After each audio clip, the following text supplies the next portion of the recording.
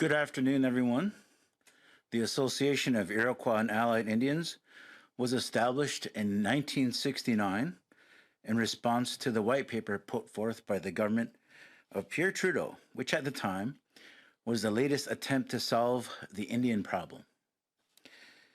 That solution failed because it failed to account for the determination, or should I say, self determination of Indigenous peoples. Ever since then, we have reiterated time and time again that we refuse to be other than what we are. I don't think it's necessary to rehash history to the nth degree.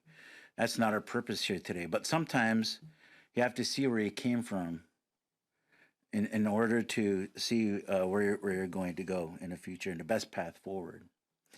The path behind us has been a dark and tragic one. As to a large degree, Canadian policy and law, when it comes to Indigenous people, has done us no favors.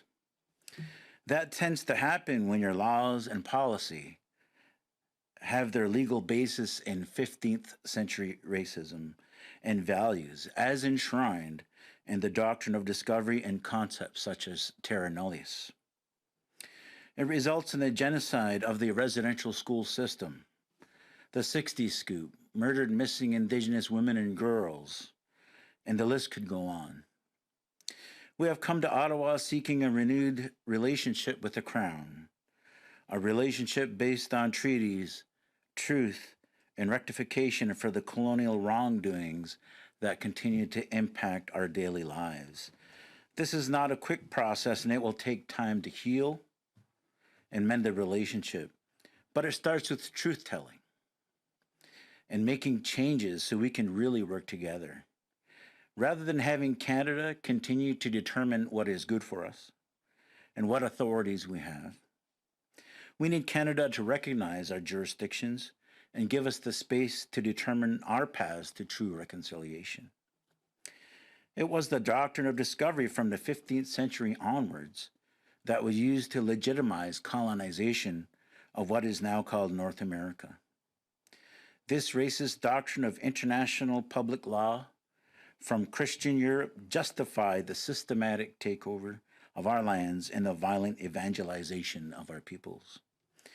It did so by declaring our land new land, or terra nullius, despite existence of the many distinct and flourishing nations who were already here.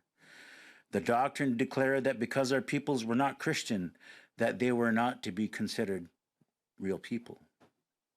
Canada has now acknowledged that Turtle Island was not empty in the 15th century. They have acknowledged that it was home to distinct nations of peoples who were systematically, brutally, and deliberately colonized for the benefit of unfettered Western expansion. The same processes that are now killing the very planet we depend on for survival, by the way. Canada has admitted that the treatment of our peoples was genocide. They have also declared their relationship with Indigenous peoples one of the most important. They have begun to address quality of life issues in our community by investing more in housing, water, and other essential services. These are all good things. But what Canada has not done is admit that currently its laws and policies are still at heart based upon this racist doctrine of discovery, which is so obsolete that the Pope himself admitted to not knowing what it was. Canada continues to operate with the same false assumption of sovereign supremacy that was achieved via the dehumanization and colonization of our peoples. Through their current systems of operation, Canada continues to tell us that the same legal foundations that dismantled our nations, murdered our children, and enabled the seizure of our lands and resources today provide the framework within which we must achieve reconciliation, and this is not acceptable. Today we are demanding that Canada admit that the atrocities committed against us have not been addressed, and their approaches to reconciliation are still founded upon false notions of supremacy over Indigenous nations. which are based in this antiquated doctrine of discovery. This includes the federal inherent rights policies, the addition to reserve policies, their rights and reconciliation framework, the modern treaty processes. Canada does, in the preamble to their recent Act on UNDRIP, state their renunciation of the doctrine, but we have not seen any progress on making that a reality. It's way, way past time we started turning empathy and sympathy into action. Change can only occur when wrongs are recognized and sincere action to make amends is taken. We need a foundational shift to begin to truly renew our treaty relationships and to operate as government to government and nation to nation partners. Minister Mark Miller said to us on Monday that the impacts of the Doctrine of Discovery should be obvious to everyone in Canada, and we couldn't agree more. Year after year, we continue to educate and remind Canada of the same tragedies and ongoing issues in our communities.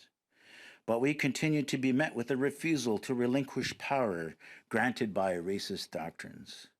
We shouldn't have to repeat our efforts time and time again to remind Canada of its wrongdoings. This is known. It's time to do something different. During our time in Ottawa, we will be continuing to meet with federal politicians and government officials to seek recognition and support for the fact that we have the ability to and are already engaging in our own lawmaking processes, and that this is within our rights and responsibilities as sovereign nations to do so. We are seeking an investment in our own governance processes and a cease of federal policies built upon falsely assumed parliamentary sovereignty.